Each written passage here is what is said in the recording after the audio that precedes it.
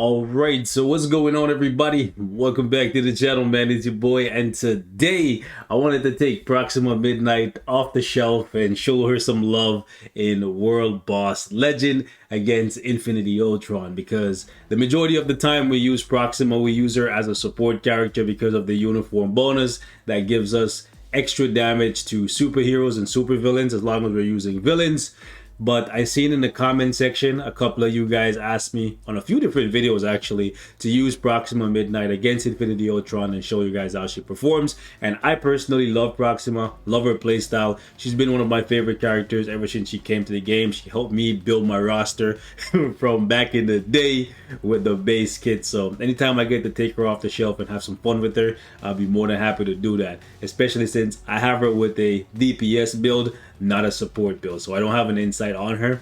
So if I get to take her off the shelf and use her as a DPS, that's what I like to do. So what we're gonna do today is Infinity Ultron, and I'm actually gonna include Corvus because he's also another character that I don't get to use a lot, and I really love him as well. I'll show you guys the build for both of these guys at the end of the video. So that being said, let's jump into it if you guys are just here for the gameplay. I will say though, it's kind of unfortunate that the middle stages don't allow you to use aliens or supervillains. Like if you see right here, after stage 9 you get locked out all the way up until 25, and at 25 currently with my roster with 25% pierce and over 132% physical attack and 151% energy attack with an energy attack proc, I currently cannot beat stage 25 without using a brilliance. So even though these guys are villains, using them with regular CTPs or mighty CTPs, it's currently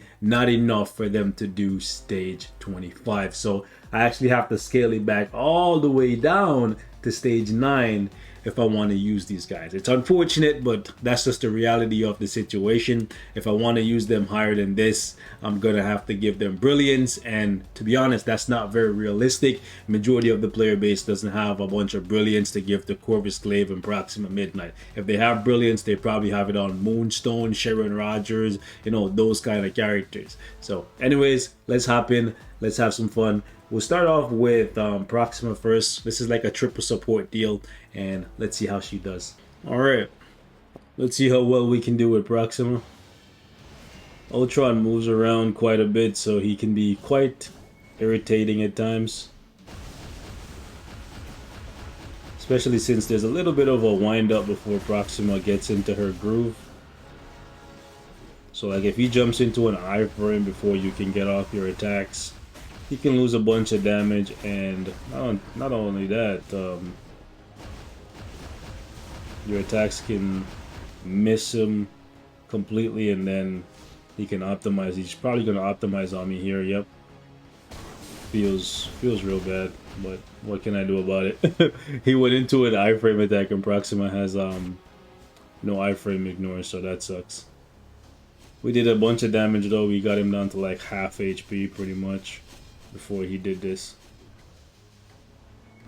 Gotta be careful. Oh my gosh, really? And we jump back because Proxima's auto attack skill, if you're really close to the boss or the enemy or whatever, you automatically jump back by default. He still hasn't even done the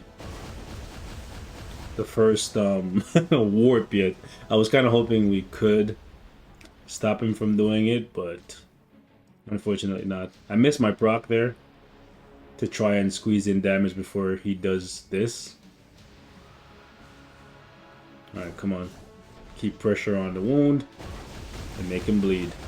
Well, I guess keeping pressure on the wound kind of stops him from bleeding, but anyways.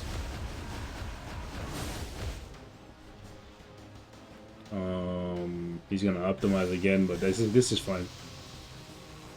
This actually works out for me. Those attacks are not going away, and again, I don't want to make too big of a mess. Okay, cool. We landed the proc, and we got him. Wow, nice. Beautiful. So we skipped one of the energy phases where he warps. So that's pretty cool. All right, so we're running Proxima's lead for Corvus because we want to use her ignore dodge to our advantage. Let's see how Corvus does. Hopefully we can keep this guy in the radius of my attacks, because ULTRON loves to run around and be super annoying. Yep, like that. Fifth skill completely missed. So not only do we lose a bunch of damage, but we lose keeping pressure on the optimization meter. Come on. Oh gosh, this is bad. We're gonna... Oh, actually that's not bad. That was actually not bad. The iframe and the repositioning with the second skill actually helped us dodge. Okay. If we can stop him from gathering energy a little bit longer, it's almost as good as how Proxima was doing it. This is bad. He's gonna... No, he's gonna optimize. Feels bad.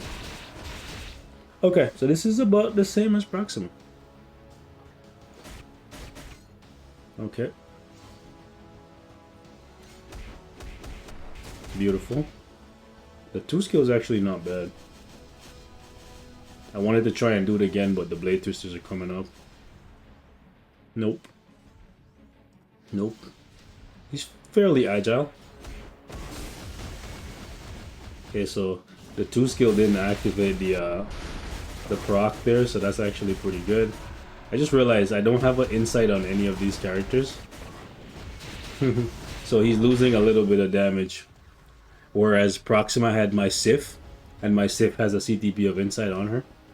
My Valkyrie does not. My Valkyrie runs a rage for ABX purposes, because I'm still one of the plebs that use rage on Val, because I like Val and I don't like I don't like playing with Crescent and ABX, so I'm just not gonna even bother with that. I will say though, Crescent is actually surprisingly good for AC, so it's not like I'm a complete hater of Crescent. Like I know she has value, I know she can score over 9 million and whatnot, but man, I prefer playing with Val. I just don't want to build Crescent, you know. Crescent just disappointed me, man. I was hoping that she would be better. I would have loved to embrace her as the female ABX queen, but she's just not. Alright. This guy thought he was gonna kill me. Nope, I fully healed. Yo, Corvus's heal is actually disgusting. You would think it only heals you for 50%, but it's a full heal. It's actually a full heal. You just seen it there for yourself. Like, even when he was like at full HP or almost full HP, he was still healing for like 2. Like, it's one of the sickest heals in the game. Okay, pop. I'm gonna pop my thing. Oh man, I was hoping for more damage. I was being greedy.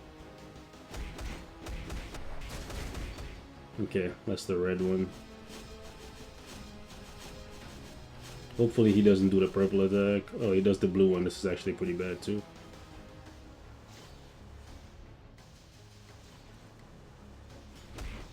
I'm already in an iframe pleb.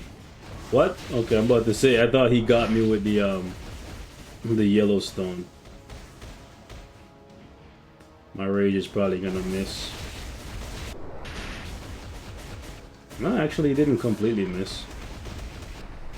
But I should have possibly waited.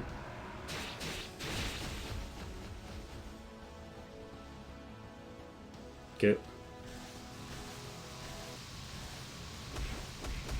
Love the quick iframe.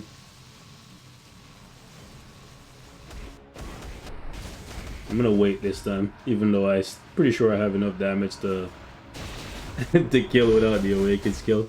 But yeah, that's Corvus. We could be a little bit faster if we have an insight on one of these characters. But yeah, we actually did okay.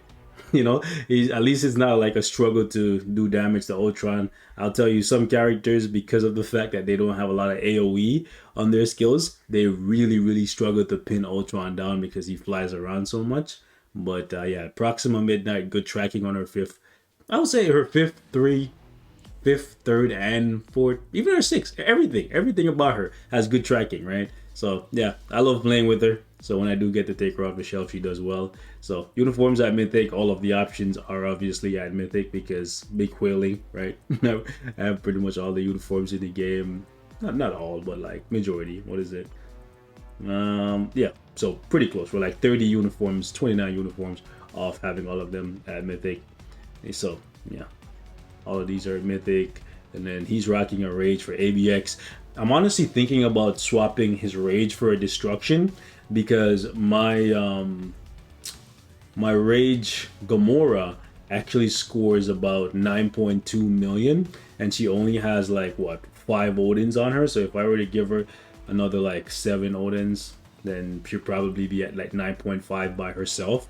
And I think that's actually a pretty competitive score for Speed Supervillain Day.